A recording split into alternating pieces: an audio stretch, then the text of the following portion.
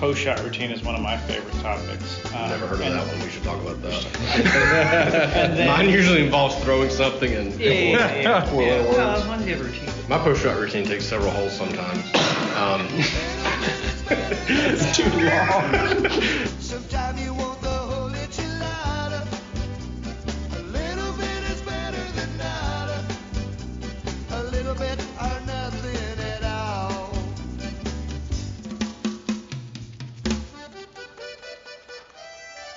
It's been a good last 2 weeks. So I don't know if you want to start off with just generic check-ins and golf stuff. But, whatever.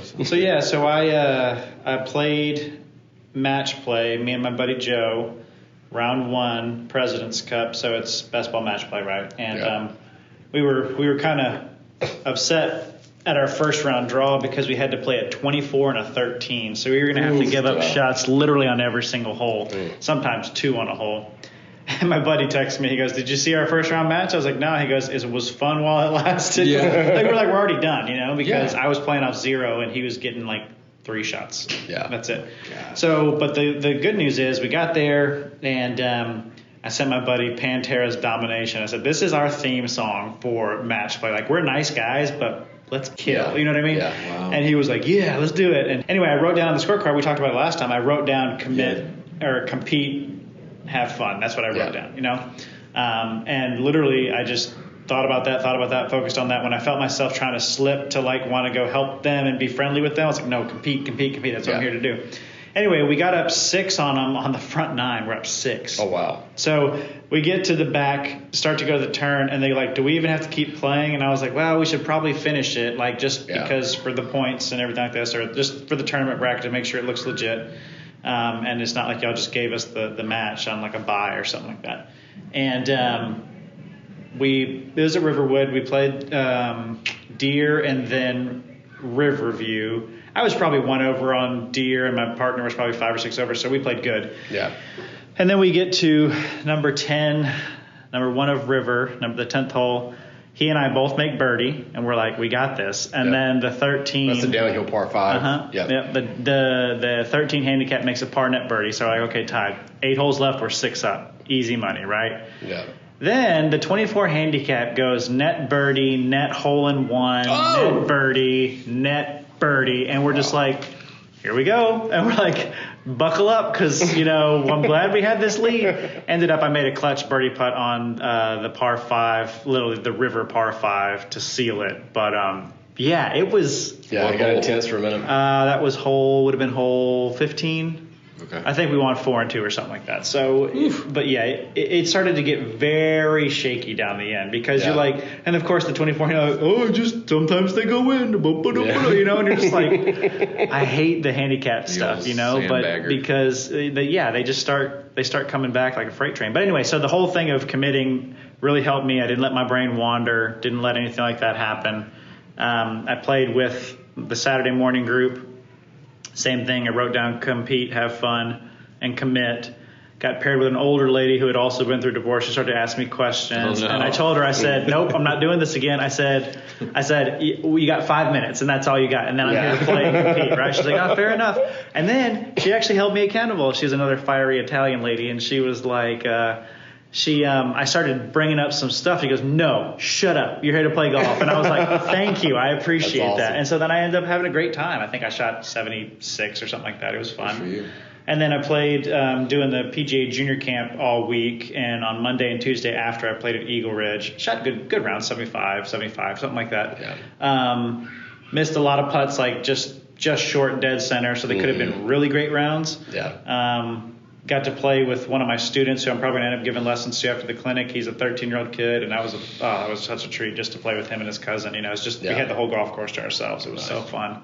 But the mental focus definitely much improved just by telling myself to write it on the scorecard and look at it and focus. So that's my positive from since the last time we met.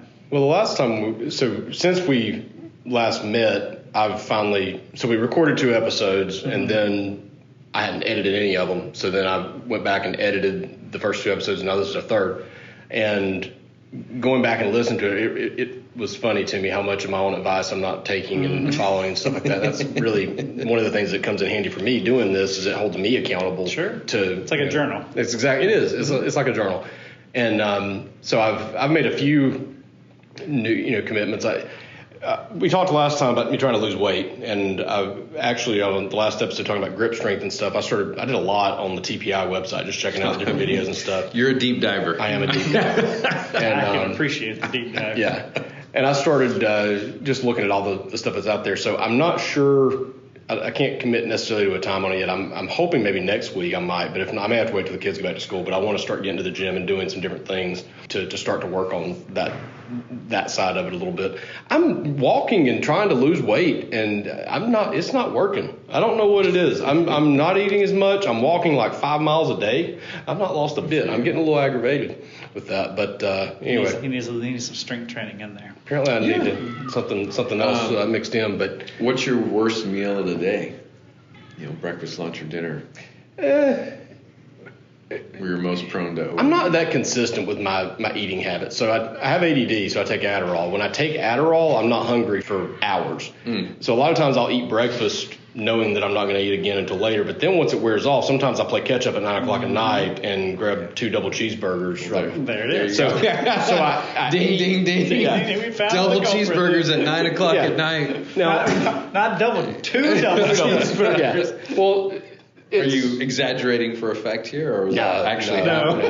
It's not an everyday thing, but that happens sometimes. Yesterday was totally different. Yesterday I had a chicken breast I had some leftover steak and chicken from the weekend, and I had a chicken breast for breakfast and a steak for lunch, nothing else, just the meats. And then I had Philly cheesesteak from Arby's last night.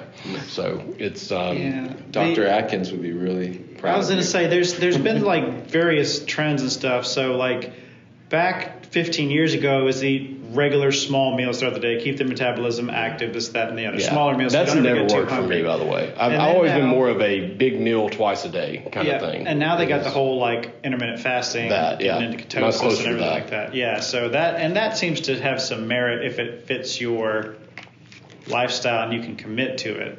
Right, like that. But that's the thing is if it's always up and down like this, and it's hard to know if it's going to work or not. You have to really. Do you know anything about the intermittent fasting ketosis? Like you have to be in that for quite some time, don't you? Like committed to that for it to really change the chemistry. Yeah, I've worked with some people that do it, and they have there's like an app for everything, right? And it'll just tell them how long they're going to fast. I've had clients do it and coworkers do it. For me, I just stopped snacking. I was a big snacker, and like you said, there's a million different diets out there because some work, some for people, and some don't. But I've had clients that do really well on intermittent fasting. I'm an emotional eater, okay, and so that's the intermittent fasting thing is good for me because I'm like, I am sad right now or I'm anxious right now and I want to eat. But if I know that I'm not eating again for 4 more hours, then I'm like, okay, well then what else? What am I going to do with those emotions that I'm dealing with right now? So, I think it works. Makes you owned a little more versus just eating it away. Yeah, because I would just eat, when my kids were younger, whatever they didn't finish on their plate, I would just eat. And to the point where they would make fun of me. They're like, Dad, don't please put that in a container. I want to eat it later. Because I would just, I was shoveling food and I was still married and it was like stress eating. The quickest way to lose weight is to get separated and divorced. I dropped 25 pounds. The head pro at McGregor was like, he hadn't seen me in several months, and he's like, "Are you okay? Are you sick?" And I was like, "No, I'm just going through a divorce." Yeah. Well, what I was going to say was I do the intermittent fasting too, to a certain extent during like the school year, the academic year, because it's easy for me to wake up in the morning and just have coffee until about lunchtime, and then I have my lunch box ready to go, and then I eat. But even if you're like a big meal in the evening type of guy, you can still do that for the intermittent fasting and work really well because there's really only so much your stomach can hold, right? So that's what really helps a lot of people is that it's harder for them to overeat because they get full, right? The problem is if you just say load it up with protein instead of the double bacon cheeseburger or whatever, just treat yourself to like a nice steak or 2 chicken breasts. Double bacon cheeseburger has a lot of protein. There's the cheeseburger. There's the bacon. Other part of it. I don't understand the problem with that. Just for being honest, instead of 4 buns, just eat 2. Yeah, lettuce wrap. Cut the buns and But if you just load it up with heavy protein and then veggies and some other form of low calorie carb, fruits and veggies, you can't go wrong with that. Yeah. So it's just discipline. The summer has been chaotic. The kids are out for school, and it's just been a chaotic time. I'm looking forward. I enjoy the time with them, but when they go back to school and I have that actual routine again, it'll be a lot easier. And I do want to start. I'm not going to go back to the gym and just like try to kill myself an hour a day, but I do think that I can find. TPI has a lot of good things that are they're flexibility and mobility, but they're all specifically geared towards golf. So they're not necessarily difficult and strenuous, but they train your body how to do it. They're almost just like golf drills in some ways that you can mix into the workout. So I'm kind of putting together exactly how I want that to do. But I do want to do weighted carries, farmer carries, things like that, and also deadlifting with the fat grips. Trying to do some grip strength stuff. I'm excited about the deadlift with the fat grips because it can't be too taxing on your back and glutes and all that stuff because you're limited by the grip strength, which I think is one of my weak areas anyway. So I'm going to implement that, but I've been working really hard on trying to be more disciplined in my practice and not just – I go into practice all the time and I always have a plan and it gets derailed very quickly, and it just turns into an hour of me just ripping 8 irons as hard as I can, which is stupid. It's not. So I've been trying really hard to not get fixated and stay fixated on one swing thought for too long. Maybe a couple of balls on one area and then maybe a couple of balls on something else. I was mentioning to you guys in the text, I've been struggling, so I'm not getting to get out and play a whole lot right now. I don't have the 4 hours that I need, but I am doing the Sully's Golf League, Summer League. And I came out firing early on. I think I tied for first the first week, won the second week, tied for first the third week, and maybe tied for third the fourth week, and had a huge point lead and got a little cocky probably. And the next couple of weeks I just kind of played when I wasn't really ready, but I just, I needed to get the round in, so I just went ahead and played it when I wasn't ready, and I struggled. This week I tried to be a little bit more committed. I played a practice round first, and I was really working on developing I don't know if I like the term, it's popular, pre-shot routine. I love pre-shot routine. Well, I know what it means. I actually am trying to take the pre off of it and say it's not just pre, it's also through the shot. It's through the execution of the shot that I'm trying to stick to this, but trying to go through a very specific, I don't want to go so extreme to call it meditation, but it is something that I'm trying to do to put myself in a particular mindset for this 25-30 seconds. And I actually spent an entire session videoing me, not the entire session wasn't videoing it, but videoing the routine to time it out and see how long does it take and these things to make sure I'm not going to end up being a slow player as a result of it. But I did that and shot 34 yesterday in it, which I don't know what that'll stack up. That's usually right in the ballpark of winning. So I was getting back, and it was a 34 that could have been a really good number. I left 2 putts literally like on the edge. Ring of the gimme circle. Yeah. And I also had I had a 2-stroke penalty that when I watched the ball flying through the air on the monitor, I thought it was perfect. I didn't realize that was too aggressive of a line to clear the water. And when it, you see the shot to start with, and then it zooms into the landing, and I see the landing. I'm like, whoa, water! No, I didn't know that was in play. And it's a 350-yard hole, and because of the angle that it crossed that, I ended up having to re-tee. So instead of being 50 yards from the green, so it was like straight over water from the tee shot. Yeah, and I'm not sure that I agree with the sim. I thought it curved in and should have crossed further down, but anyway. Push draw. Yeah. So anyway, but I had to re-tee, but I was proud of the way I gathered it up though, because I hit 3-wood off the deck to 50 yards, hit it to inside the gimme circle and save 5. Yeah. And then I had 2 holes that I had 50 yards in, missed the green and didn't get up and down. Ooh. And both of those I actually thought I hit good shots in. I just misjudged how hard to hit it, I guess. So it was a round that could have been 30, 31, 32. So I was pleased with that and trying to do a better job of when I practice, not just going in there just wailing at it and getting myself derailed, keep it to a couple of swing thoughts at a time. Yeah. So I was going to ask you several things we can deep dive on. Pre-shot routine, post-shot routine is one of my favorite topics. Never heard of that one. We should talk about that. And then, Mine usually involves throwing something and four-letter Well, words. as long as you have a routine. But, so everybody's got their thing. But just before I forget, so pre-shot, post-shot routine, and then also you talk about meditation or mindfulness or getting into the flow of the shot or whatever. I had this idea the other day for a study I might do, and I could get it published and everything. But you know how like actors, some people who do acting, high-level acting, whether it's theater, drama, Hollywood or whatever, they actually have stutters in real life.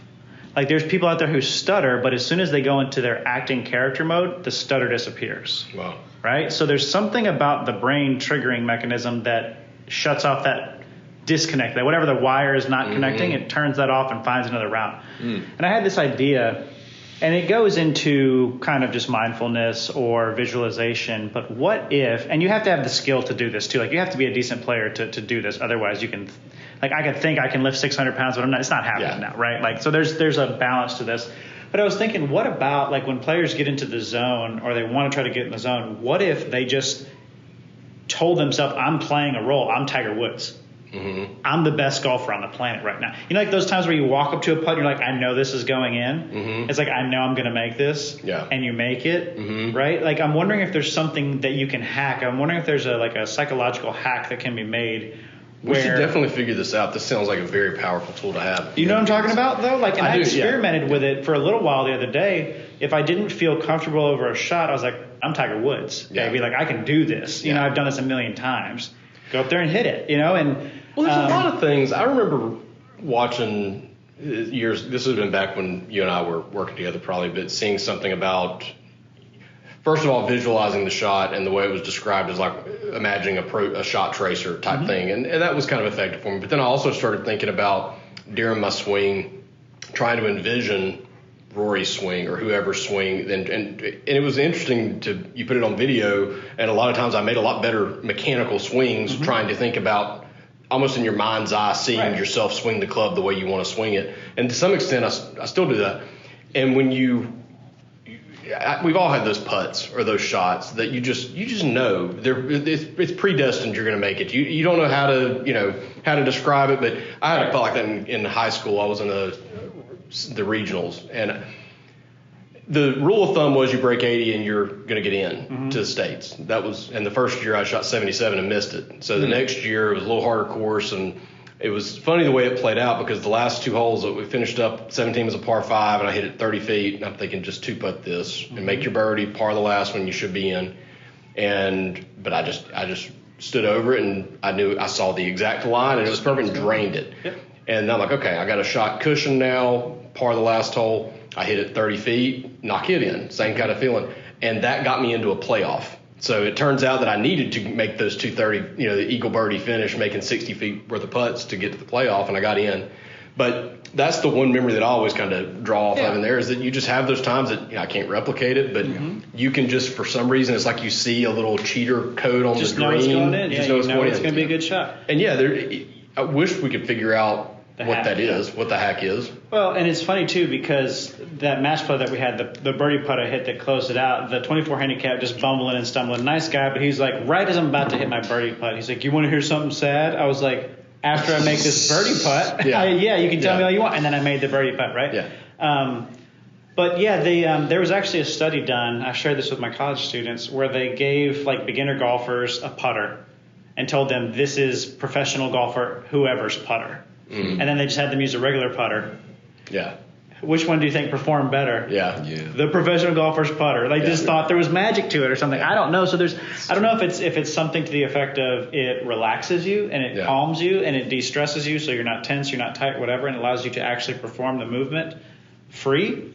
Right? I don't know if that's what it is or what. I haven't done enough of a deep dive into the academic literature on the psychology of that stuff, but I definitely think there's something to it. Like there's definitely something to it. And going to your point about pre-shot routine, that's the trigger that can help train how to get into that more often than not, or more often. One of the things that I've in the past when I've tried to develop a pre-shot routine, it's always been, I don't know how to describe it, but it's like I became so fixated on making sure I did the routine right that it tensed me up and all that. So I've been trying to be very conscious of how I'm doing it.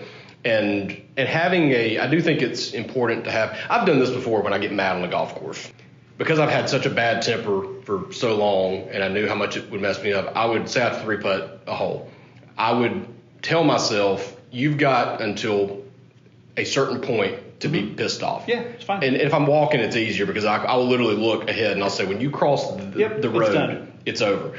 And it's funny. It's like as soon as my foot hits the other side of it, it's like a boundary line. Yep. It's okay, drop it now. Tiger did something similar with cursing or whatever. He curse himself and they'd be done with it. You would never have known he 3-putted or made a bad shot. Yeah, and I've tried to have this. I've also had this thought of like, okay, once I step into the batter's box, like once I'm addressing the ball, basically that's the batter's box, and have that as a cue. But you have to have something that triggers now I'm in this zone. But a couple of things that I'm developing this, right? So it's not something that's a final product. I'm sure I'm going to be tweaking on it, and it's something you have to practice. I don't think it's something you say, okay, this is what I'm going to do. I'm trying to make it so that when I practice, I do this routine every single shot. If I'm hitting a full golf shot, I'm going to do this routine. But one of the parts of it is I start it by, when you're in water, whether you're in a swimming pool or your bathtub or something, you lay your head back enough that your ears are underwater, but your nose is still out. You can hear your breathing so much better. I almost close my eyes and try to take a deep breath and really feel and hear that breath, right? And that's kind of my trigger. And yesterday when I was playing around with it, I took some practice swings, especially like a little 50-yard shots around the greens, just to kind of feel how far I wanted to take it back and things like that. And it's amazing how much more sensation I had in my hands of feeling that club throughout that swing with your eyes closed. Because, there's things that, blind people have better hearing and deaf people can maybe be able to see better. But you turn off one sense and the others seem to be a little heightened. So, that's kind of part of it. But the key thing of all of it is whatever I'm doing in this routine, trying to take it away from anything mechanical and trying to focus on a breathing technique or a meditation technique or whatever. Because you and I are better players. We've trained our bodies. We know how to swing a golf club. We know how to hit a good shot. We just got to get out of our body's way and let it do it, and figuring out whatever you got to do to turn that part of the brain off and say, okay, just go hit a golf ball. Yeah, so I think it all ties back in together. And you know this from weightlifting or weightlifters. Professional Olympians, powerlifters, they all have a routine, a trigger that sets them going. Right. Some people get slapped across the face. Some people get slapped on the back of the neck. Some people do the smelling salts. Some people jump up really high twice and then they walk in. It's going to the batter's box. It's the same thing. All athletes in all sports at high levels have some regimen, some routine, some trigger that happens. And what I find working with my players is most of them already have a routine. They don't realize they have a routine, right? It's not that they don't have a routine, it's when they're not performing the routine. Something's glitching them out. They're talking with their buddy, they're laughing, and all of a sudden, I haven't done my routine. They have to go back and do it. And to your point, I don't think it has to be all that convoluted or complicated. I think whatever it is, it just needs to, as you said, have that trigger, and it needs to be, now I'm performing the act. Now I'm getting on stage to go. This is the dress rehearsal. It's all been done. Let's go party. And what I do with a lot of students, sometimes when they get too mechanical in their heads, is we do that. We work on routine and I say, I'm going to time you. And I'm literally going to take a stopwatch. And from the time I notice what your trigger is, whether it's you tap the club on the ground or you take that first step towards the ball, I'm just going to time you. And whether it's 20 seconds, 22 seconds, whatever, I'm looking for how consistent are they and what's the quality of shot they hit when they're close to their average. Right? So I might have 10 shots that are solid, and I'm getting an average of it's eerie how consistent the time is. There was a video of Tiger Woods when he won Sunday round of something, and it was either Scott Fawcett or Adam Young timed every single shot he hit, and he was within half a second, I think, from walk towards the ball to impact. That's autopilot, you know. And Tiger even said in a video I used to show for sports psychology, he said there would be stretches of holes where I'd black out. And all of a sudden I wake up and I'm 5 under and it's the 16th hole. Right? So he's obviously performing. He's doing just the acting part of it, and it's on autopilot. So the pre-shot routine, there's a lot to talk about with that. Main things, you've got to figure out what's the lie, what's the yardage, what's the wind, what's your target. And see, I think of that almost as a different category of, I'm not doing that in what I'm describing as my pre-shot routine. I'm doing that stuff first. committing to a shot, picking my club, and saying this is going to be a 7-iron choke down a quarter of an inch with a 5-yard draw. Sometime after that is when I trigger this routine of what we're talking about. Gotcha. What I'm saying is all of that can also be part of the routine, and you can make sure that you go through those checklists. It doesn't have to be mechanical, but people forget to check the lie. People forget to check the wind. We all do it. Right, when the round's going good, and it's like, oh, and then your ball comes up 10 yards short, and you're like, what the heck, I hit it good, and it's like, I didn't check the wind. Right? It's fascinating to me, slightly, mostly unrelated, but it is kind of. I somehow or another I got geeked out on these documentaries about disasters, especially plane crashes. I get a lot of these videos that pop up on YouTube that I'll see, and it's amazing to me. I don't know what the number is, but I bet 90% of plane crashes came from one or two things: either a mechanical failure that was totally outside of the pilot's control, or something so stupidly simple on the pre-flight checklist that they completely forgot. They had flaps at 10 when it should have been at 0 or whatever. Just simple little. Drop the ball somewhere. That's right, and it's just one of these things that you literally learn on like day one of pilot school, and they just forgot. One of them took off on the wrong freaking runway. They went to the wrong runway, and it was too short, and they just ran off the end of it and crashed. Man, that's terrible. Just silly stuff that you just. But that traps you I've hit wedges that I'll soar a 3/4 gap wedge over the back of the ring. I'm like, what in the world happened? To me the other day, it's like, oh, it's downhill. Crap. I forgot to adjust for downhill. Yeah, absolutely. Or I had a shot like that happen to me at Eagle Ridge the other day when I was playing with a student. It was 135 yards, pin was in the back, and I was like, easy. It's a pitching wedge. I'm swinging well. Everything's fine. There's no wind to speak of. It's a flat lie. I go up there, hit my shot, perfect, club twirl, everything. I'm like, that's in the hole. Yeah. Get up there. It's 15 yards long. Well, it's a blind green. You can't see the bottom of the flagstick, so I didn't know how close to the edge of the green it was. They had that thing like 2 paces off the back edge, and it slopes down after that. So it probably hit. Pitch mark was like pin high, but it was downslope, so you couldn't stop it. So I had to play that at the middle of the green. Yeah. So that was just something stupid. I didn't check where the actual flag was. Yeah. I just shot a number and said, okay, this is the number. I'm swinging well. I played the News. I think it's the last time I played, actually. I played the News, and first hole, absolutely perfect. Second hole, I hit a really good sand wedge. It wasn't perfect, but it was a really good one that I thought was going to be fine. And it was like 6 feet short of the green. I was like, how in the world? Well, I had shot. You got to be careful about this nowadays. You got the GPS that tells you the distance to the flag, not the center. And then, but it's just a ballpark based on front, middle, back, whatever. Number 2 at the News is about 40 yards deep. So it's a lot of difference. And when I shot it saved the time on the math, but basically I just miscalculated something, and I should have hit it about 5 yards further if I wanted. I was thinking it was a very, very front pin, and it was closer to middle. So just little things like that. And I remember seeing a video of Phil Mickelson talking about all the different variables that affect how far a ball is going to fly, early morning versus late afternoon, dampness on the ground, no dampness, all these. But he rattles them off so fast, and you can just tell he's a computer. He's done this so many times. It takes some repetition. Yeah. But as you repeat the same process over and over, they do become habits. That's right. And the pros got their caddies with them to help go through all this stuff too. It's a 2-person job, right? They're both going through the process. But as far as a trigger to start your pre-shot routine, I really like deep breath. Like, so for mine, I want to get up so bad and go walk and show you, but I'm not going to do it. I'm going to sit right here and be a good boy, Mike. But typically, like, after I've checked everything and I'm beside the ball, it's just one practice swing and I'm walking, almost falling backwards as I do it, just take my step back to the ball. I go behind the ball. And used to I would do just a tap, tap, tap with my club, and then when I would walk into it, but now it's just, and then I walk into it. Look at the target, 1 waggle, look at the target, 2 waggle, and then we go. Like, that's it, because all the work's been done. Now I'm just performing. It's and 1, 2, 3, 1, 2, 3, 1, 2, right? Now, the thing that I think is really intriguing that most people don't even touch on is a post-shot routine. I've never even heard of it. You never heard of a post-shot routine? I never have. Okay, so a post-shot routine essentially to me is valuable learning time, right? So what do most people do after they hit a less than stellar shot? They do a few different things. They toss a club, they go like this, sigh, they're on the driving range, they grab another ball immediately, start hitting it. They've learned absolutely nothing. All they've learned is the shot didn't go the way they wanted to, right? Now watch your tour players, LPGA, PGA, after they hit a shot, it doesn't go where they want. What do? They might drop the club back down, check their takeaway position, or do something there, but they are taking that moment to I call it the 3 A's. Assess, analyze, accept. Right? So that's what I tell my students. Write it down in your scorecard, whatever. Assess, analyze, and accept. So the assess is I intended to hit shot A. I got shot C. Okay, I wanted to go 135 yards. I hit it 120.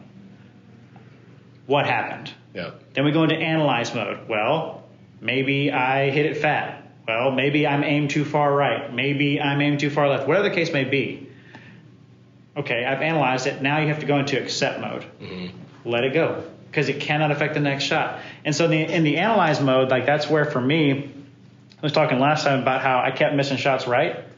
After I would hit a shot right, I'd look down at my feet, check my stance, check my alignment with my club, check my shoulders. I'm like, well, there you go, dummy. You're aimed 20 yards right of your intended target. Yeah.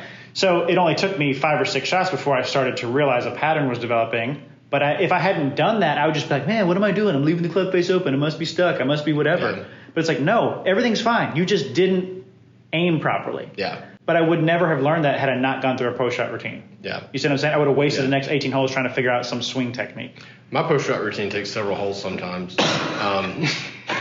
It's too long. The noose, I played the noose that day that I was talking about, and I struggled pretty bad on the front 9. I just couldn't get it going. I was hitting pretty good shots. I just maybe just stupid little, double cross went out of bounds on 8, and I just went through a funky stretch. But I was getting it together and still had a lot of confidence that I can save this round. And number 13, this was the most aggravated because I did it. I made the right decision. It didn't work. I had 173 flag, back pin, 191 back to the back edge. Cannot go over this green. There's trees and woods and OB and all kinds of bad stuff behind the green. And I've been working really hard on clubbing down, taking more club, not hitting as hard. But I noticed that this could be a flyer. We're just barely on the edge of the rough, and it's just sitting up enough. It could be a flyer. And I had 7-iron the whole time. And at the last minute, I said, no, if this thing flies, I don't care how easy I hit it, I cannot go over. And if I hit the 8 and it comes up short, I've got 30 yards of green for the flag. It'll be okay. It'll just be a long putt. And I hit it pretty full swing. I mean, for me to get an 8-iron 173 is getting on it pretty good. And I hit it, and as soon as I hit it, I said, well, I flushed it, and I did catch the flyer, so this is going to be all over it, right? Okay. And I'm looking at it, and I'm thinking, just go in. I mean, it could not be any more down the center of the flag stick. Never saw that golf ball again. It flew so far over the back of the green. It was like about halfway there, I was like, oh, yeah, I definitely caught a fly. That might be too much. Wait, do you need to sit? You do need to sit down. Oh, crap. Just the perfect knuckle, yeah? Yeah, it was a perfect. I mean, I flew that thing 195 easy, if not 2. So do it now. Go through the post-shot routine. Assess, analyze, accept. I don't know how the assessment can be as long or short as you want. The assessment is I just caught a hell of a flyer. Yeah, that's all there is to say about it. That's all there is. And that sucks. Yeah. And sometimes crappy breaks cost you 2 shots. Right. And so assess, analyze, and accept. So I just got to accept. Well, I've accepted now, 3 weeks ago. But like, the thing is, people think they've only got to do it on the portion. You do it on every shot. Good shots, bad shots. Because on the good shots, you're learning and you're ingraining, what I intended to do worked. Yeah. Right?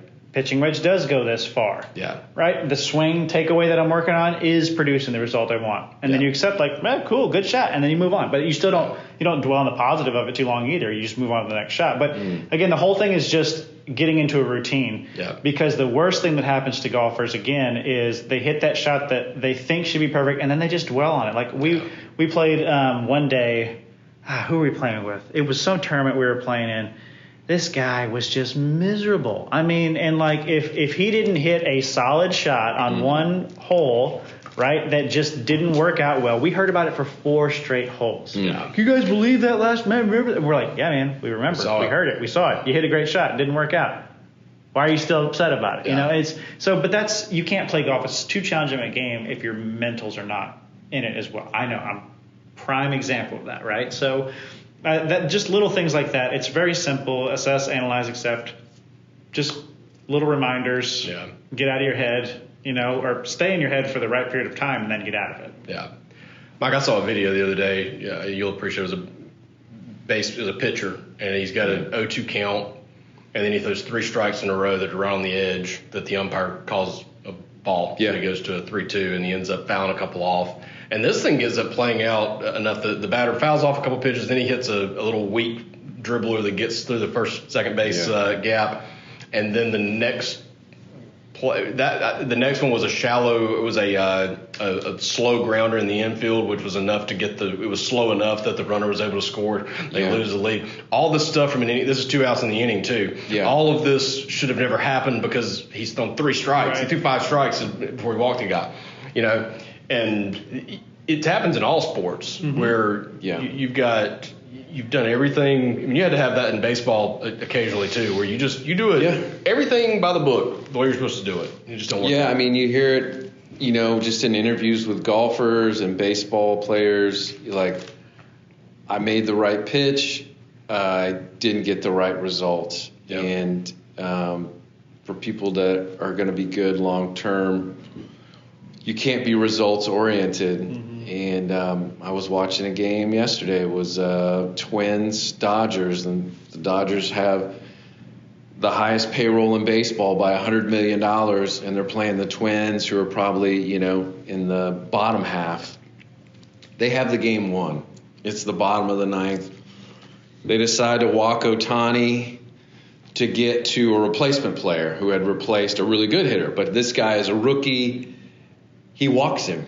He can't throw him a strike. The guy's going up there. The coach is like, do not swing, because they have Freddie Freeman on deck. Yeah. All this guy has to do is just basically make this guy put it in play. He's overmatched. Yeah. And he walks him, and he couldn't run to first base fast enough.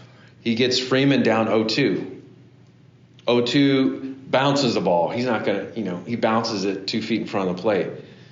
It's bases loaded, but he's still got him down 1 ball, 2 strikes. Like, throw something on the edges, try to get him to chase. You're still in a good pitcher's count. He throws it center cut, right down the middle. Oh, no. Freddie hits a line drive to the left fielder, who dives. Should have caught it for the last out. That should have been the 3rd out. But he threw a cookie right down the middle, But anyway, how do you get over that? It's just you can't. You have to have a short memory, whatever you want to call it. Whether you, like you said earlier, when you step past the sidewalk, I like that. But yeah, I just listening to you guys talk. I was thinking about. I've had these conversations with people and heard professionals talk about they have an alter ego, right? They even have a different name. They even give their persona a name. And I was having a conversation. I even have one because I'm not a very good golfer. And I gave myself the nickname Billy the Kid. Mike's not a good golfer, but Billy is good. Billy can hit that shot. And there you go. And every once in a while I'll think, Billy can make this shot. Yeah. I like that. Yeah, so it's funny. I just piggyback on what you're saying, Tony. Just that whether it's an alter ego or just how to the pre-shot routine. My dad was a competitive marksman. He was a police officer, and I mean, his office littered with medals and trophies. And I used to think when I would go shooting with him, or even on my own, I'd be like, I am the son of Steve Hendricks, who was an amazing marksman. And I would have that persona. I'm like, I can do it because he did it. Right. And that's in the bloodlines or whatever. So That's cool. yeah. And in baseball is a little different because it's slightly more reactive, especially batting. Pitching, you're maybe the proactive one, but in batting, you're reactive. And I think in a lot of ways that's an advantage in sports is when you can be reactive. How many good basketball players can't shoot a free throw? Or when you're the one who has to initiate. They talk about that. Rotella talks about that, and golf is not a game of perfect. And to some extent, I'm even trying to play around with little things in practice to make myself more reactive. I know a lot of good players. I think Chase Duncan might even talk about this, initiating the backswing by shifting weight to the left first. That's kind of how some people will do the forward press, right? Is they start neutral and then they put their weight on their left as that trigger to start the backswing. I was playing around with that today. I've never liked it. It's never felt natural to me. But I am trying to incorporate swing thoughts that are initiating an athletic sequence rather than trying to think about set your hands at this angle and turn. I mean, like, it's fascinating to me how many. I'm talking about my takeaway, and I'm trying to work on my takeaway, and I'm not 100% sure that I'm not setting my hands too much, that I'm just setting my hands so much that I'm starting to do a roll in that process. You took a little adjustment, and then over time it becomes exaggerated. Well, because I've always exaggerated movements to try to train myself the right way to do it. And I think, honestly, my takeaway is not that bad. I think it needs to be, I just need to set it that much. That much is what I'm off. But I'm trying to set it like this, and then that whacks up the whole rest of the swing. Asking for a mile to get an inch, yeah. Yeah. There's different philosophies on that, too. I've got some good buddies who are instructors who say they think exaggeration is terrible because all you're doing is training an incorrect feel. That's right. So there's different ways to look at it, obviously. One of the things I really missed about working with you is there were so many things when we were in the gym that you were, and this is what TPI does, right? I mean, there's so many of these, that's why I geeked out on that for like an hour that night. There are so many exercises and drills and things that you can do that to do them correct, medicine ball slams are a good example of that. That's a very, we all naturally pick up a ball. If we're going to slam it as hard as we can, we're going to follow a natural sequence of motions that is going to create that power. And we don't have to think about it. It's just intuitive. And the more you can learn to do that with a golf club in your hand, the more of these swing flaws fix themselves, right? But it's one thing to do it in the gym when you don't have a golf club in your hands, right? Mm-hmm. But then when you get to the golf course, now you're starting to think about your target and your swing and all these different things, and it can cloud your focus. But I guess I'm trying to almost compartmentalize my practicing a little bit and say, okay, the gym is a good place for me to practice activating the right muscles. The simulator is a good place for me to practice the execution of golf shots and maybe practicing my pre-shot routine. The driving range is a good place to practice, working the ball with wind, whatever your areas are. But the golf course is never the place for any of that crap. No. Like, that's just a time to go try. See if what you're doing is working. See if what you've been focused on and committed to is actually playing out, right? Yeah. I got a question for Mike real quick before I forget it. I think it's a two-parter. You take the first part, and then you both might chime in on the second one. But it was on my TPI rabbit hole the other day. But and then I started thinking about it. I was like, I think Mike actually did this at one point. Did you try to, am I remembering this correctly, that you asked me or tried to assess, I don't know how you would have assessed this, but basically, could I activate one glute at a time? Yeah. You did that? Okay. Sure. So I did not realize how difficult. Was it leg bridge or what was it? Yeah, I mean, just standing there. Can you activate? Yeah, because I remember you asked me to do that, and I was like, butt cheek. Yeah, it's kind of like doing the chest thing. Can you activate one pec at a time? I can't do that, and I didn't realize how hard it was to just flex one butt cheek. But it is really hard to flex just one butt cheek. See, that's the thing, though. But I'm so glad you brought up butt cheeks because. No, but literally, this should be a fascinating segment. No, but it's all about proprioception. Like you obviously can use your muscles every single day. You just haven't, and most people haven't developed enough time to control individual muscles. Like my feet. Check this. I'm not getting up. I'm staying right there. Well, you're sort of. So my feet is a weak part for me because I was basketball, cross country runner. I had good arches, but I could never actually curl my toes because it was just bang, bang, bang, flat. Look what I can do now. I can flex just the big toe. That's impressive. Yeah. And the only way I did to train this was I would sit there at night while watching TV with the kids or whatever. I'd start scrunching up socks with my toes. And then it just got to the point where I'd be standing there at work at my stand desk, and I was like, can I activate individual toes? And I started pressing my big toe on the ground hard, as hard as I could. And I can freaking do whatever I want with my feet. My feet were completely turned off, shut off, and now I have better foot mobility or foot function than 90% of the population, right? Just by focusing on doing it. So the second part. Intentionality, that's right. Same with your butt cheeks and your pecs and all that stuff. When I was a kid, I was like, like you're talking about your boys, right? And young kids, and they walk around. I remember young, lean. I was like, can I do the pec thing like Dwayne The Rock Johnson or whoever? Yeah. It's like, I can figure that out. And then the eyebrows, I learned how to do the people's eyebrow. Remember all that? And just because you focus on it, you take time to do it. It's fascinating. So second part of that question is, is now it's turned into a three-parter. How important is it in the golf swing to be able to just use one butt cheek at a time? And second of all, how do you train it? Because I know there's some things on TPI that for training that, but because I do think I struggle with it a little bit. One of the second swing thought that I'm toying around with a little bit is early extension. I'm classic early extension, and that's something maybe even when we get on video, I wouldn't mind looking at that. But I don't do it terribly, and I can focus on not early extending, but it kind of comes at the expense of something else. So I'm trying to work on that. And I got so frustrated one day last week, I just literally Googled early extension golf to try to find drills and different things, and that led me to TPI and things. But one of the things that I read was talking about your glutes and which glute is activating at different point. I'm like, I can't activate one glute at a time, and how much is that hindering? I think I said this last time, but it's not a joke. It sounds like one. My butt I have a strong butt. Okay, I can squat a pretty decent amount. He's a hard ass. There you go. I'm a hard ass. I like that. But I've got a pretty strong butt, so I hate that it's going to waste in my golf swing. You know what I mean? Like, I got such a strong ass that I'm not getting to use it.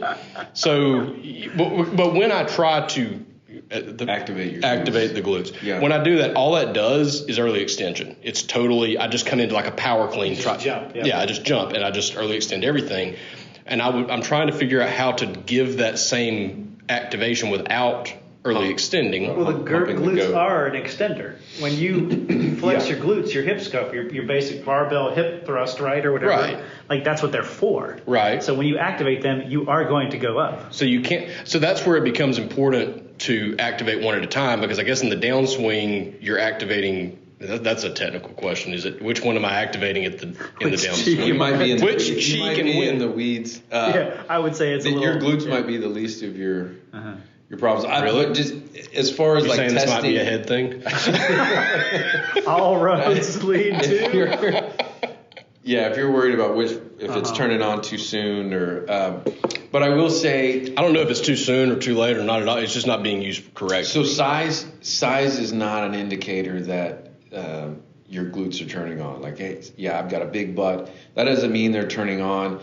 You know, TPI has a basic single leg glute bridge test that they do, and I can't tell you how many people fail it. We just say your hamstrings your glutes are inhibited, your hamstrings are trying to take over for your glutes, and guys they start cramping in the hamstring, or they say I feel it in my quads.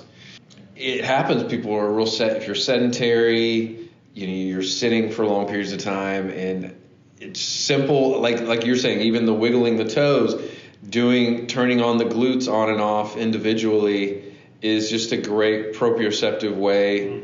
Not necessarily something you have to focus on, Garrett, but just while you're playing, but just like it's just like turning everything on, doing your warm-up. I guess that's what I'm getting at. If I were to spend time in the gym and it just made that part of my what I'm envisioning in my mind is that like Monday, Thursdays, I'll do deadlifts with the fat grips, and then Tuesday, Fridays, I'll do kettle carries with the fat grips, but both of those be about 20 minutes of the workout time, and then maybe 20 minutes or so of explosive stuff like box jumps or medicine ball slams, things like that, and then 20 minutes of just mobility, functionality, things like that. And that way it's not too taxing on my body. I'm not going to kill myself doing that. And it's golf specific, and I'm working things that are helpful in the golf swing. Yeah. But let's just say hypothetically that in 6 months in the gym, I do get really good at activating one glute at a time or whatever. How much of a difference is that going to make in the golf swing? I mean, is it a critical thing in the golf swing or I whatever? I think the point Mike's making, and correct me if I'm wrong, I think the point he's making is the better you get at being able to activate stuff outside the golf swing, the less you have to think about it during the golf swing, and the more proper it will be. Your body will function better. So if I work on it, car and turn on all the switches, but you forgot to turn on this one, the car's not going to run right. So if I work at it in the gym, it's something that as I work on it more and more in the gym, it's going to creep into my golf swing without it being a swing thought, so to speak, in my practice sessions. Is that? In theory, yeah. I mean, because again, it's just like with everything else. The better you get at something, it becomes subconscious, and then you don't have to worry about it. It's just part of it. But is my body going to know that it's supposed to do that in the golf swing? Well, to Mike's point earlier, I think you're a little in the weeds on the glute activation. I think Tiger started glute activation, and I think it's a little. Yeah. not gonna say it's overrated because again, like the vertical. But you're not losing 20 yards of power No, because by you're not turning on your left butt Yeah. cheek. The vertical part of the swing is where your glutes are activating. Yeah. Or if you squat and coil in the backswing, this, that, and the other. Like anytime you're going up and down, your squats are going to be moving. Yeah. When do you squat in the swing? Like, do you squat into Well, your I have to stand up backswing? and show you. Yeah. Okay, we'll do that in a minute. Okay. Well, to put a bow on I'm just getting started on okay. that. We're going deep on it. We haven't gotten to the third follow up yet. How many? Follow up 3A. This is my job. My job Yes, is to ask facilitating. questions. That's why I finally found a job that was good at asking questions. Podcasting, as opposed to. Like I mentioned before in the other podcast, I work with older guys, and so I'm getting there. I'm about to be in your target demographic. yeah. So it's very common in most listeners, like back pain, right? People come in with a stiff back or just their back hurts. It's stiff, and 9 times out of 10, their glutes aren't firing. So to what you say, well, how's this going to help my golf swing? For me, I'm thinking, well, this is going to help you from your back stiffening up. If your legs are strong, your glutes are activating, that's going to help other things from overcompensating and then getting tired and getting tight and limiting your swing and later on in the round. So that's where my mindset is. My mindset is not how can this help Garrett hit the ball farther, but it's that's where I'm going with it. This is where we were disconnected back in the day, right? I want to hit it farther. You want me to be able to play longer. You want Rory's swing. I'm going to support Mike in this one and say I agree. Do the glute activation for back health and longevity, not for 5 yards of. But which is going to Y'all are so boring. Yeah. Playing a long career does not sell. We need to hit the ball 30 yards further. That gets people listening. What are you talking about? So how is have you been playing at all or hitting balls? Okay, so this is something that I wanted to mention when at the beginning, just to give a shout out that I went back and listened to the podcast, and I've been trying to incorporate things that we've been talking about. And one of the things Tony and we talked about off camera. Was thankfully my swing wasn't on camera, but you talked about the 30% rule, and you're like, Mike, hey, let's just have that 30% mentality. So I did not get a chance to play golf the last time I saw you, but I got to play tennis with my girlfriend, who is a 5-0 tennis player, which is a very, very, very competitive amateur. And we haven't played together in well over a year because she doesn't like playing with me because I don't listen and I hit the ball too hard. And I got out there, so this is kind of a two-part story. I got out there Saturday morning at 9 o'clock, which was way later than I wanted to, but I just wanted to hit the ball 30%. And it was like a warm-up, like you were talking about. The driving range is not where you just start mashing the ball, it's where you just warm up. And so all I'm trying to do is hit the ball back to her at 30%. Well, then she gives me a few pointers. Long story short, we get done. It's so hot out there. The other part we talk about hydration. Okay, yeah. I drank my hydration packet. I'm drinking all the water, but I haven't been outside for. You haven't been. I work in a gym, an 68 degree gym. Different. It's 9 o'clock. It's well past 9 now. I've completely sweat through my clothes. Mm-hmm. I'm drinking coffee because I'm like, in my mind, I'm like, I've already had my hydrator thing. I've had my pre-workout because I want to perform well with my girlfriend. I want her to think I've got all this great energy. I've sweat through my clothes, and we take a break. She's drinking water. I'm drinking coffee. And she's like, what are you drinking? I'm just drinking my coffee. I've already drank my water. And I'm like, how long have we been out here? An hour. And I'm thinking we're pushing up on 2 hours. Yeah. You could wring my shirt out. Yeah. I'm breathing hard. I'm not panicked or anything, but I can't catch my breath. And I think part of it was the hydration. But again, to put a bow on the story, just that whole time. Wait, you're drinking your coffee out there while Yes, because it was part of my routine, right? Okay. It's the morning. Even though I'm not at the gym, my routine is I drink my coffee, I drink my water, and I'm like, that's my routine. Whether it's brew, we're going hot. Yeah, whether it's good or whether it's a good or not. But I just 30%. Yeah, I guess to put it. Yeah, I hit that 30%. And anyway, we get done. she's like, that's the best I've ever seen you hit the ball with me. And I just let kind of that natural athleticism, and she helped me with my grip because she gave me a better grip, and all of a sudden I'm just, and then every once in a while, I just let it go, and I'm like hitting the ball off with no feet, just kind of jumping in the air, doing like the tall, but it's like going back over. They say like basketball, tennis, golf, they're fluid sports. It's like a dance. It's like a dancer just flowing with water and energy. And you got a few, Jack Nicklaus, real aggressive in a helicopter. You got a few that play like that. But the swings we truly admire, the athletes we truly admire, Steph Curry, he's just flowing. Like, he's not trying. He's just and I didn't hurt through life. So normally, because that's the other thing with golf. You don't hurt because you're not going. I struggle with a lot of low back tightness and discomfort. That's something I always have to stay on top of. And I felt great, even though I got dehydrated. Apparently not activating your glutes. I felt great. Well, so going back to, you said you've done a lot of practicing, not a lot of playing. I've been the exact opposite. All I've done is play with no practice. I'm dying to play. It's hard for me to find 4.5 hours to get out there and play right now. But I'm looking forward to it in the fall, hopefully being able to get out more. But to the heat, I've been teaching PGA Junior Clinic all week, and you guys are used to it. So we're used to it. You're not used to it. Yeah, it's different. Yeah, and I don't know how. And I didn't stay out long enough to affect my cognitive brain function. But I mean, we were probably hour and 30, maybe an hour and 45. That was it, and I was like done. For me, I watched a video on Athletic Motion Golf. They have some really good stuff where they talked about the golf swing being a 3-part. We think of it as backswing, downswing, but it's backswing, transition, downswing. Yep. And I've tried to feel like it's okay to be quick off the ball. Get the weight to your right side quickly, that's fine. Slow transition. And then once you do that, you don't really have time to think about reactivating and firing hard. Gravity and the earth and everything is just going to make it go faster.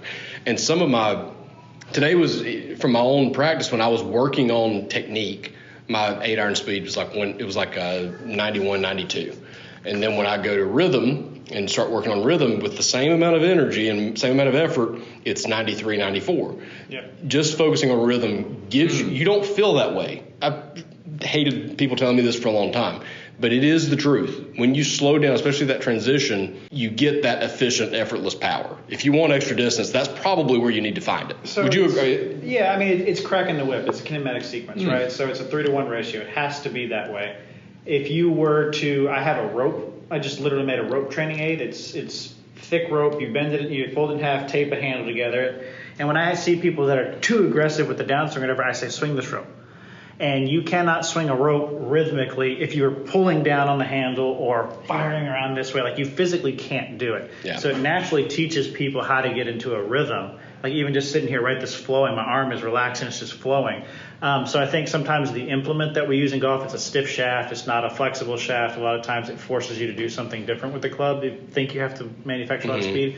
But again, it's like effortless power versus powerless effort, right? That's really kind of the way to think about it. And it's not that you're not putting energy into the system. It's efficient. Yeah. And it's timed well, and it all releases when it's supposed to versus trying to manufacture something. We went to, I'll shout out one of my alumni's places, Dave Nastowski Dogwood Country Club. I took some friends out there, and they took care of us, and we had the main bay, right, the main simulator bay. Yeah. So I'm helping this guy. He just got married. Him and his fiance were hanging out, or his now wife were hanging out. He's a golfer, but he's taking some time off, and he was like, I'd love free advice, free lessons. So we worked on some things. And then we started playing. That's why I'm here. We started playing some games, right? We did closest to the pin, and then he wanted to do long drive. And I didn't bring my own club, so I just grabbed the rental thing. And it was a Srixon ZX5, but the shaft was a regular 55 flex. It's nothing. It's not for me, right? Yeah. And so I told him, I said, okay, watch, 2 things are going to happen here. I'm going to try to hit this first ball really, really hard. The ball's going to go a mile right, and it's going to have way too much spin. It's not going to go anywhere. He's like, okay, whack, sure thing, right? I said, it's not the right club. The shaft is too flexy for that swing, blah, blah, blah. I said, now I'm going to go into like a 75% swing, whack, 295. Yeah. You know what I mean? He was like, that's so stupid. You hit that so easy. I was like, I know, because 1, I was working with the equipment that I had, using it with what it can do, and 2, it was sequenced well. And I got the most out of it I possibly could. I said, look at the numbers. Ball speed's down, club head speed is down, but smash went up, spin went down, carry went up, total went up, right? Yeah. Because again, like, sometimes you have to use what you got, and this is a whole nother rabbit trail, but when clubs don't fit you, they're not fit to your swing. Mm-hmm. You are fighting everything. Yeah. Go to Topgolf, go to Drive Shack and try to play with those golf clubs. Yeah. They're not for you. No. They're not for you. And I'm one of these golf styles. When I go to Topgolf, I take my own. I really do. I mean, and you look weird when you do that, but I take polo and shirt tucked in and a belt and everything. Yeah, and usually. What's wrong with that? Golf shoes? No, nothing's wrong with it. I'm just trying to get the picture in my head. Yeah. I don't know why I don't ever get second dates, but he's got his rangefinder. His caddy. That white flag isn't 148. It's 146. Yeah. You on the first deck or are you on the third deck? Yeah, I need the elevation change. Yeah, no, but there's definitely something to that, right? And it's like with anything in life. You can try really, really hard and spin your wheels, right? You mash the gas off the line, all you're going to do is spin. Yeah. Or you can get that sweet spot and launch it. So I think this is a good time to plug that for all the episodes, we have been trying to video the episodes, and it's not really work because Tony can't sit still and he keeps wanting to go grab a golf club and go do drills. So we're breaking it apart. We're going to do an audio segment, and then for each episode we'll have some accompanying videos. So I want to show you when we get to the video segment something that I struggle that when I do get into that rhythmic part, I tend to tug on it maybe a little bit over the top. I need to work on my sequencing or something on that.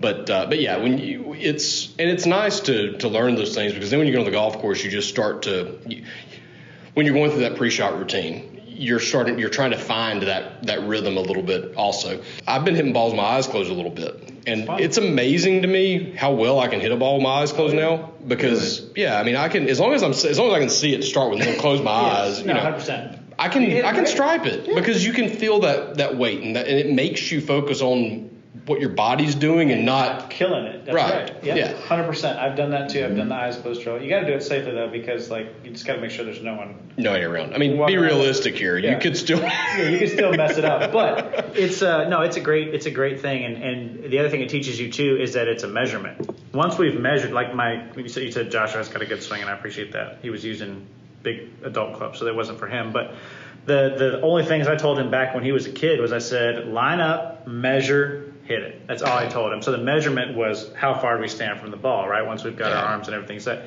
And he just, you measure, hit it. Boom. And he just like a little kid, he was just saying his little 3-piece thing, and he just smacked the hell out of the ball, having so much fun.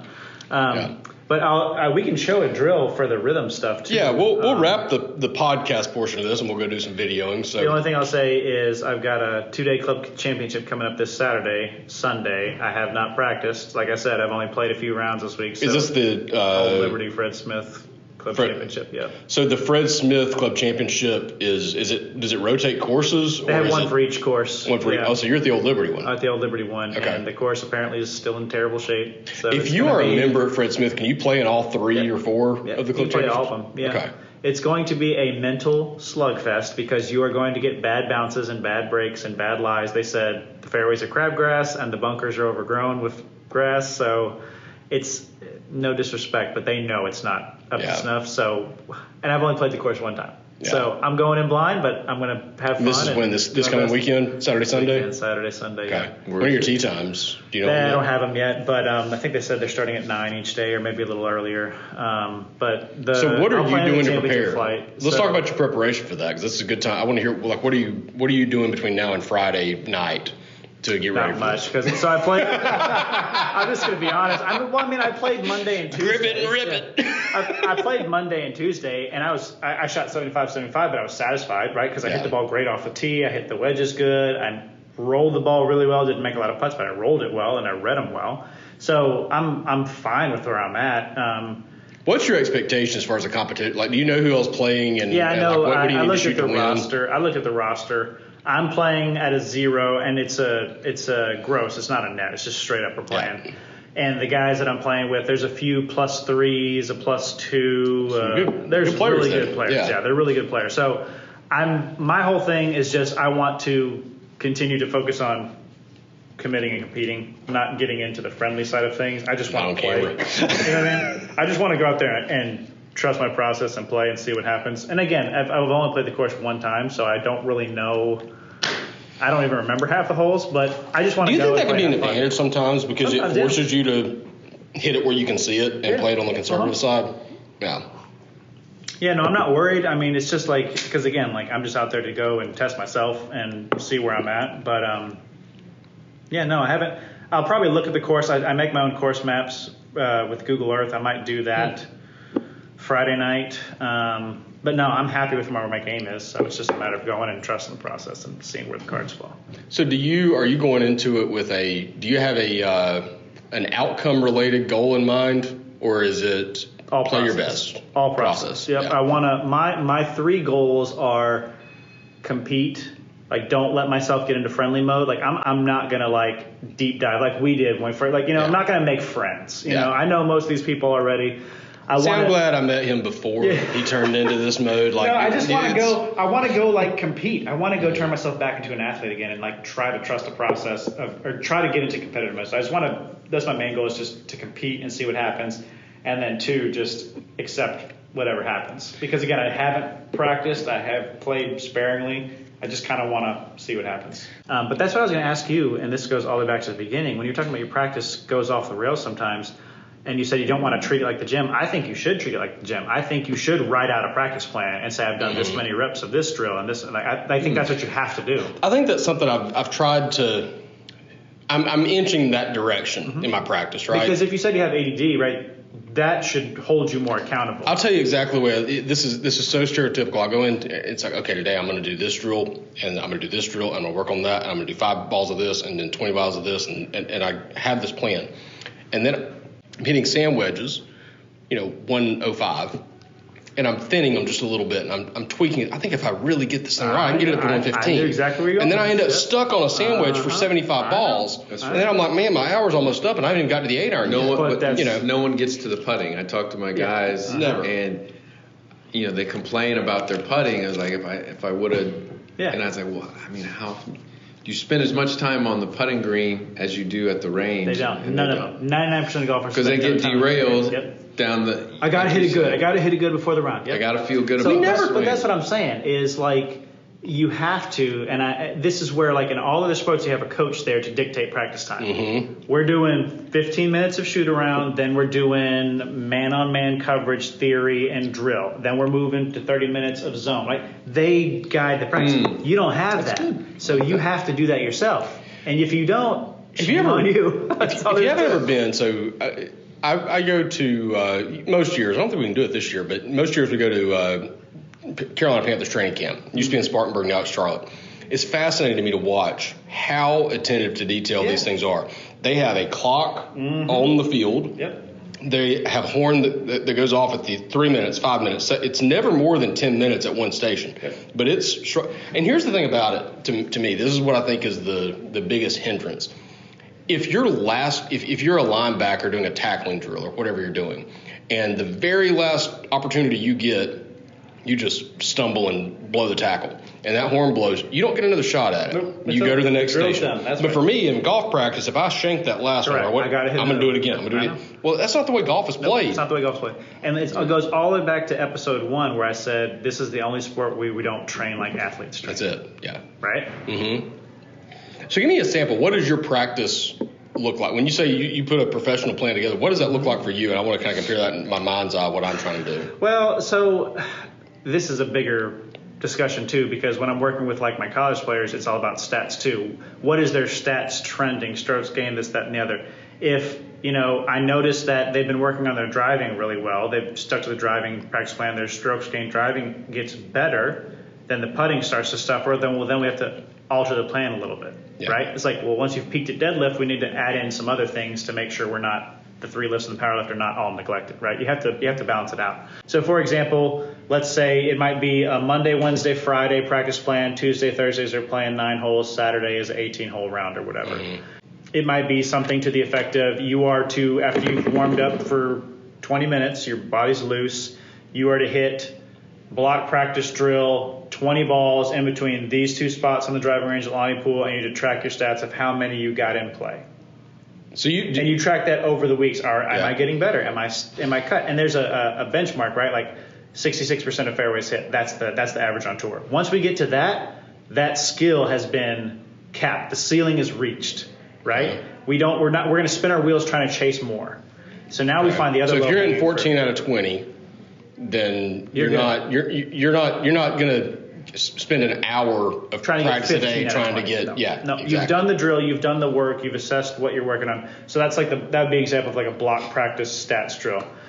The next, if we were working on driving as well, like day one of that might have been you're going to do 20 balls of this drill, 20 balls of this drill, and then you're going to do the test, you're going to do the game, right? And then whatever other skills you have, putting games or whatever, I want them tracking, are they getting better? Is whatever 20 minutes of this drill working, correlating, and improving the game, the test we have. Does that make sense? Yeah, and you have... But you get no more, no less than that. That's it. Yeah. And it's very, I love the test part of that, because that is something that you go to Knights play and just walk up and down. What are you seeing? I listened to a guy, I was hitting balls with Reese one night, and the guy right behind me, it was impressive how many different versions of cuss words he was putting together. I mean, he was inventing new ones. It was, and I knew he was struggling a little bit. And then as I'm walking off, he started asking me this question. We talked a little bit, but that story plays itself out, I think, in 95% of the practice hours amateur golfers put in, myself probably most included. They're just chasing that good feeling shot. That's all you're chasing. Yeah, but when I focus on putting, I used to love 12 Oaks driving range had these bunkers scattered out, and they were pretty small. And I played a little game with myself where it was like, if I can hit it in that bunker, it was like 100 yards away, that was 1 point. Yeah. If I can hit it in the 125, it's 2 points. And play a game and see, it was like 21 shots or something, see how many I could hit and see how many points I could get. That was much closer to a real Top Golf is actually kind of cool. They've got some cool games that you can play at Top Golf, you know. But that's a much more effective way to practice than just sitting there pounding out 7 irons as far as you can. And 95% of golfers don't do that. And again, I'm trying to get better at doing that myself. I kid you not. Literally take an Excel sheet, print off reps.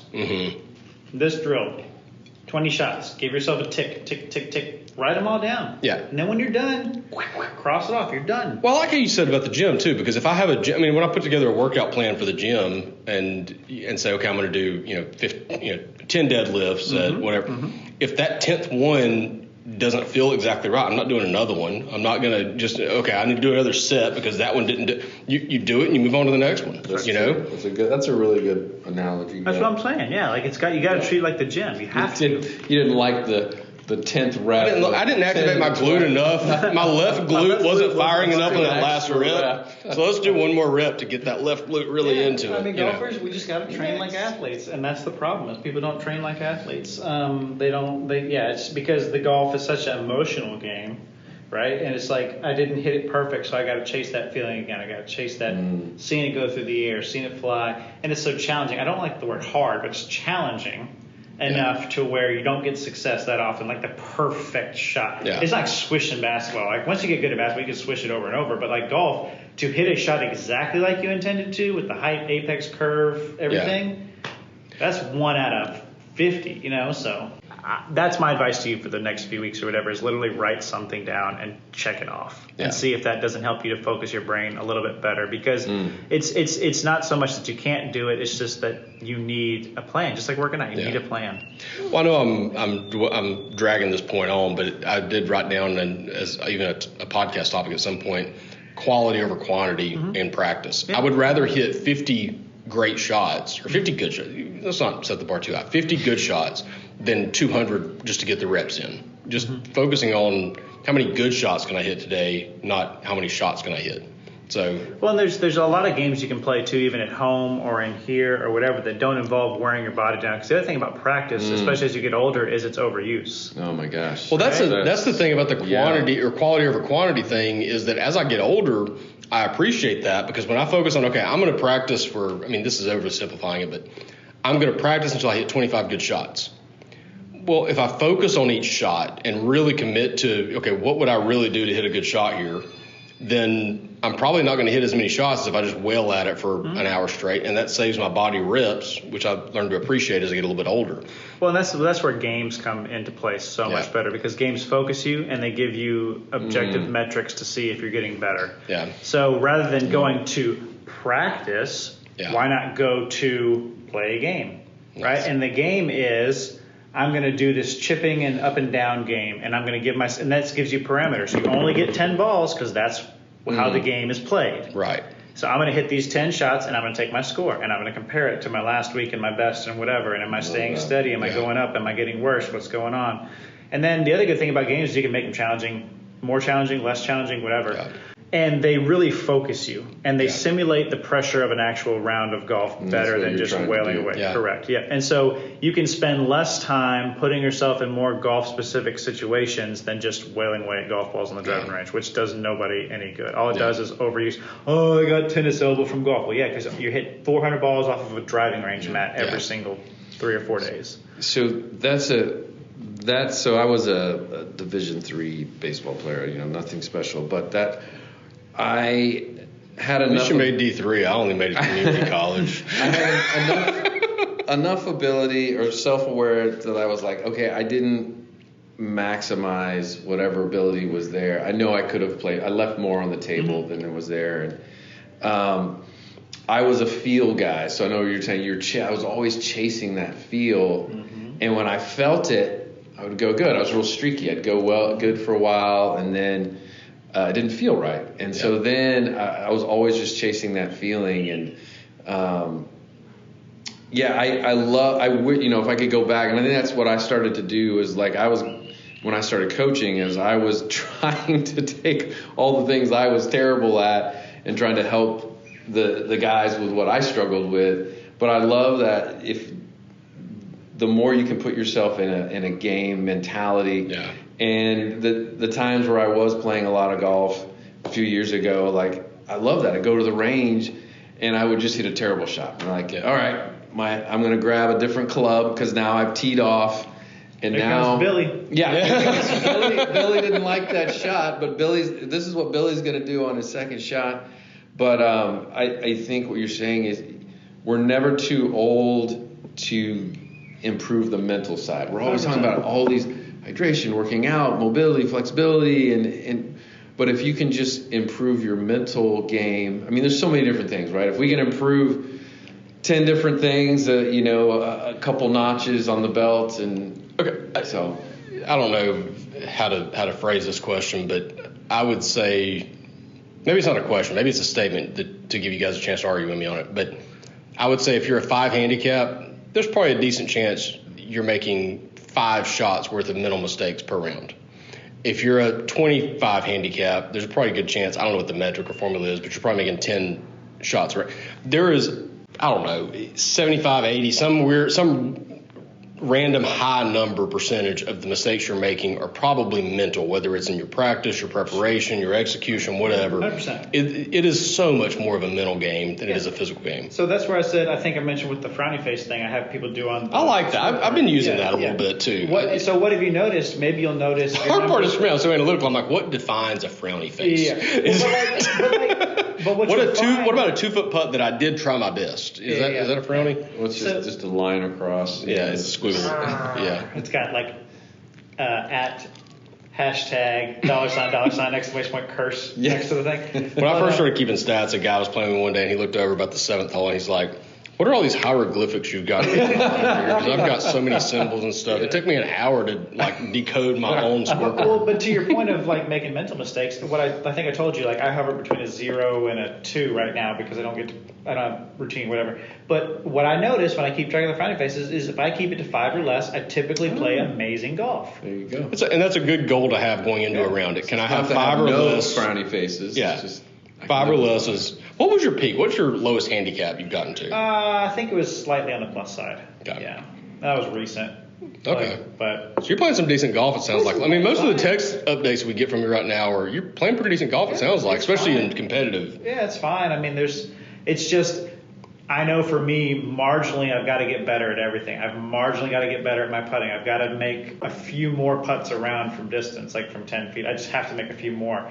I've got to work on the mental commitment side of things and making sure I don't, not take account of the wind or the lie or is it going to fly. But again, it's so hard for me because I get into that friendly mode, that coaching mode, that you're just talking and all of a sudden you walk to the shot and hit it and you're like, I totally forgot to go through and so that's why for me, like I'm saying, I want to focus on commitment, on competing. Yeah. I want to turn myself into an athlete again. We haven't really touched on putting at all, but I will add, so I've always drawn the line on the golf ball and aligned it that way. saw a random Facebook or Instagram post about that, and I don't know if it's true or not. But my golf spy test where they did line versus no line. That's it, yeah. And the no line putted better than the line. From a certain distance. Yeah. Mm-hmm. And at the news the other day, I was getting frustrated. I had putted decent, but I was burning edges. I mean, and I felt a little line locked, and I've always drawn a cross on my golf ball. So I'd take the normal line that you would usually draw on over the logo or whatever, or the brand of the golf ball, and I just make it into a cross. And that was, I always joked that was my cuss word filter. It would remind me not to. That's his Southern Baptist coming out. That's Southern Baptist coming out. But the other day I got frustrated enough with my putting. I was like, I'm going to put a dot on a random part of the golf ball, and I'm going to put that as my focal point so I can just focus on the dimple. That's sort of the other way people do it. Or whatever it's called, yeah. So I did that, and I put it better because I get so line locked when I've got that line on there, and I'm not so precise that I make sure it's exactly where I want it. I just want it in the general direction. Yeah.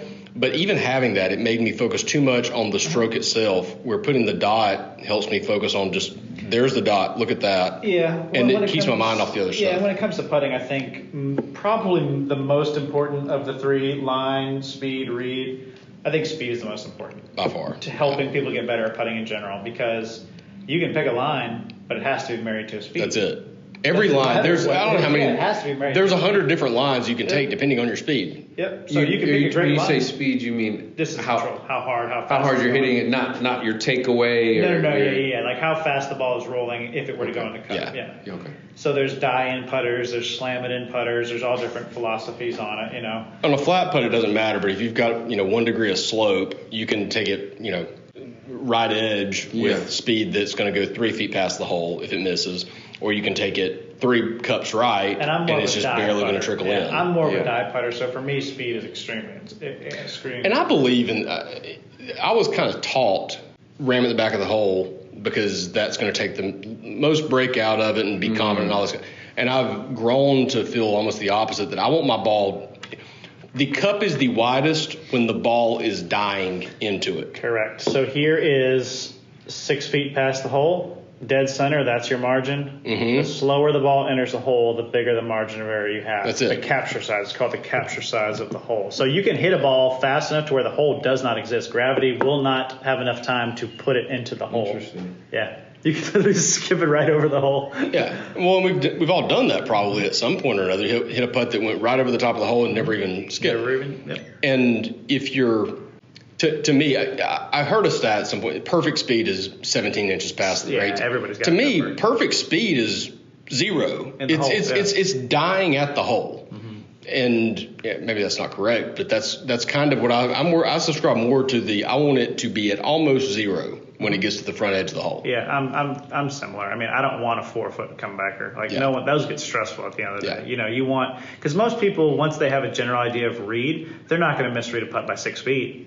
The only argument against it is the only argument against that is that if I hit it 2 feet past, then I always get to get a read on the comeback putt by watching it post-shot routine. But if you missed it by 2 feet and you say you got to read. The rest do you really need to read on a 2-foot putt? Well, no, but the rest of it means you missed by less than 2 feet, so it's a tap in anyways. Yeah, that's right. We can do a lot on putting. Yeah. Speed control is something I'm very good at teaching. People have a pretty good system with that. With speed control, I almost always know what I'm looking for, and 9 times out of 10, it's the same thing over and over. So. Well, maybe next time we'll move outside to the putting green. You guys didn't know we had a putting green here. We've got a nice little putting chipping area. Nice. Love it. So do you want to film a little bit? Yes, sir. Let's do that. So drill. Wrap the show. See y'all next time. But I was also did we float the idea of making the turn? No. What do you think about that one? It's on the table. It's there. That's an interesting one that plays well. It speaks to our personalities and who we are and where we are. Making the turn certainly speaks to our life situations. I like that. That's actually part of my pre-shot routine. And this is not Take something. A sip of whiskey? No, not whiskey. The other side of that coin. It would help my game. Yeah. Without a doubt. But I have a Bible verse that people don't know that the Bible talks about golf, but Proverbs 3:5 and 3:6 that is a beautiful final thing to hear before I take the club back. Just acknowledge him and he will make my path straight. Eagle Ridge a few months ago, get to the 18th hole, and I'm finally in a position to break 80. That's a prayer hole. That'll turn a believer out of an atheist. Well, I tell you, I'm not going to ask God to help me make par. That's not important enough. But, whatever happens, helped me to handle myself the right way. And then I have rope hooked one into the water so fast. I looked up. I said, "Seriously? Are you serious right now?" Yeah. I made an 8, but I did shoot 79 on the dot.